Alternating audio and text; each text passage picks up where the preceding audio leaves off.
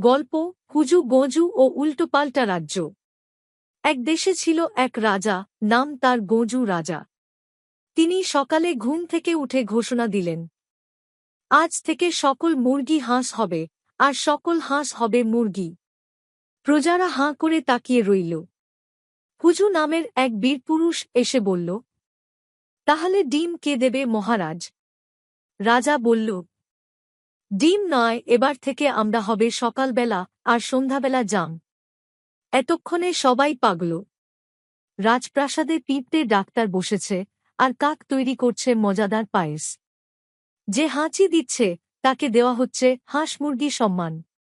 শেষে হুজু গজুকে বলল, এই রাজ্যে সব উল্টো পাল্টা, কিন্তু আপনি ঠিকই পাগল। রাজা হেসে বলল, পাগল না হলে কি আর রাজা হওয়া যায়? শেষ। বলুন, এরকম আর গল্প বানিয়ে দেব।